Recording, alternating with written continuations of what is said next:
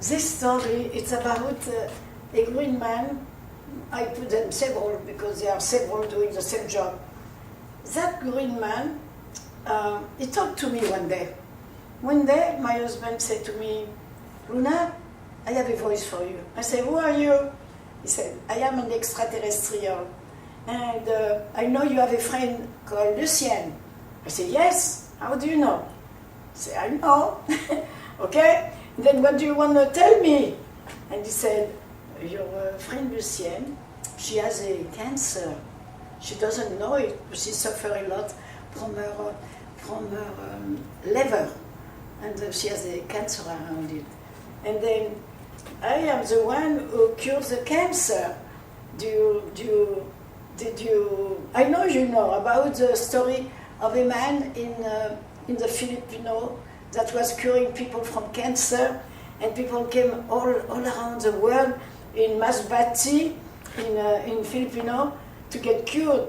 And all the newspaper men were trying to ask this man, but how do you do that? And he never told us. And then, but now I know it because he talked to me. He said, you have a friend, she has a cancer. Tell her to go to Saint-Tropez, because he knew that she was every week going to Saint-Tropez with her camping car, with her husband, with her father, with the grandchildren. And he said, this Sunday when you go there, get a little bit away from your family, and lie down on the earth, and he told me, you tell her to lie down, because she doesn't know. She went there, but since I knew that she has to lie down, I told her in her subconscious, because I have a very great gift from God, I'm very lucky. I can talk to anyone I want in their subconscious. And then if I want to know something about anything, to an extraterrestrial, or to somebody who lives in this planet, or somebody is under the water trying to save his life, I can talk to them and send them help, because that's my gift of God. And then that's why he stopped talking to me, and I'm going to talk to her in her subconscious, and I'll say, Lucien, someday you go to Saint-Tropez like usual, and you get far away from your father and your husband, and you lie down, and you rest. But I didn't tell her why, because he told me, don't tell her. You never told people when they have some very mortal illness. You don't tell them, but you try to help them. And then I didn't tell her, but in her subconscious they said, someday when you go to Saint-Tropez with your father and you go in a place that's isolated and you lie down and you rest a little bit. And then I told her, and she has to listen to me, because that's my gift of God. If I tell somebody something, you have to do that, they do it. Even you know what? Sometimes I'm mixed up in political.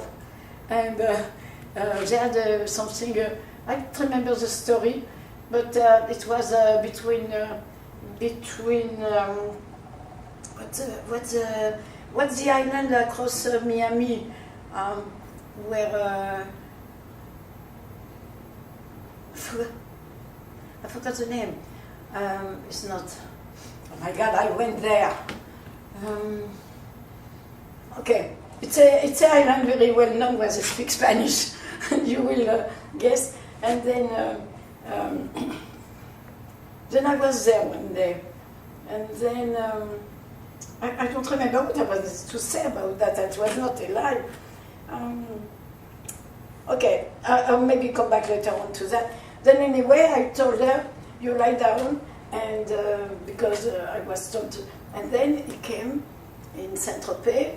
Here's you see, coming, and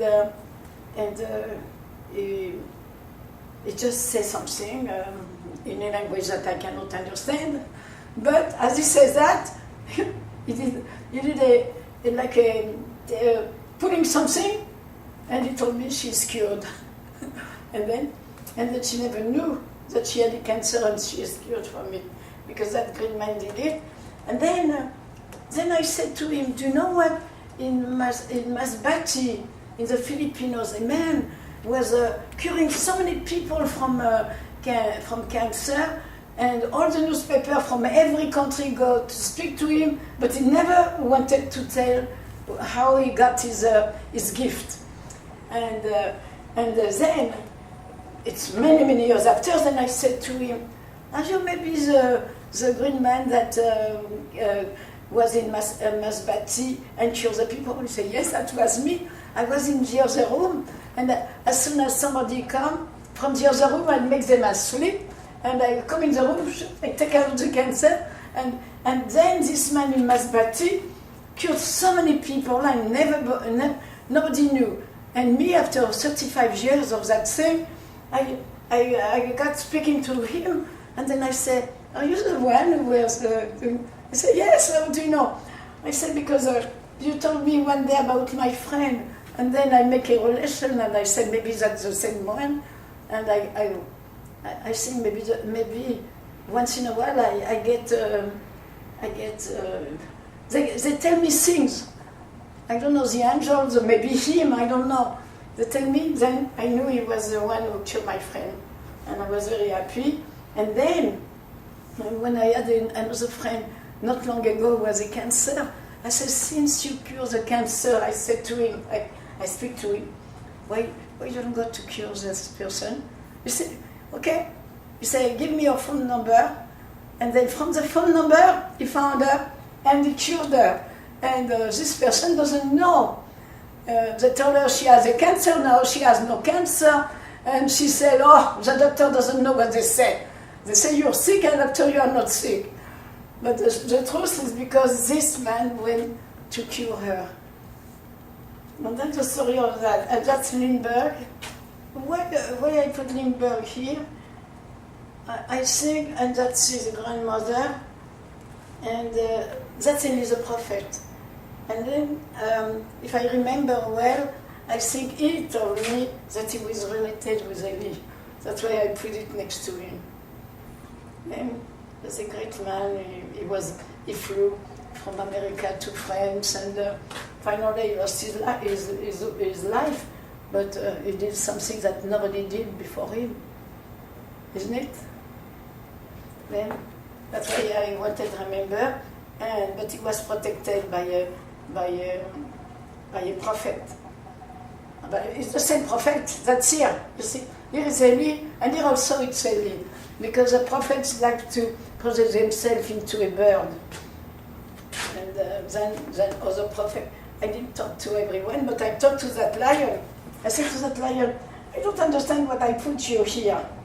But he said to me, because I was in the pit with my wife. I am George. I say, you're George, you're not Jewish. He said, that's not the point, but I'm George. and you have done my wife. I said, I didn't put two lions here. He said, yes, you did. My wife is there. I said, where? And he said, the little thing under the violet woman there. Oh, that's your wife? He said, yes, my wife's name is Donna. And she was with me in the same pit when King of Babylon wanted to that we eat alive Daniel. But God said, don't move. You don't touch that man. And you will not believe it, but we are very afraid of God, and we listen to God. And then we didn't touch, and the king of Babylon was so nervous, he wanted to put fire, anything to kill Daniel, but he could not, because when God protects you, nobody can harm you. And it happens to me once, really. I was in the street, the corner of the street, not far from 195 Dunant Avenue in Nice, France. And I don't know, suddenly, I don't know what happened to me. I felt like I was surrounded. Then, okay, I come home, and when I was home and relaxing after that walk, then angel said, do you know, Luna, today we saved you. I said, thank you. How did you save me? He said, the devil wanted to burn you, and we all went around you. He could not burn you, but he was really trying. Oh, I say, my God, it's like in the prayer, where they say, when people say, protect me from the devil, from behind, from in front, and I was protected by those angels. That was not far from Rue Regina, not far from the 195, almost the corner. I was there. And then we read prayers, and we think it didn't happen, it's just a prayer. No, those things happen. God, if God wanted to protect you against the devil, He sent angels. And when the devil want to attack you, all the angels are around you, and they can do it. They can do it. And that it happened to me. And then I'm really thankful to God, because I could have been burned in the street that day. But I was protected.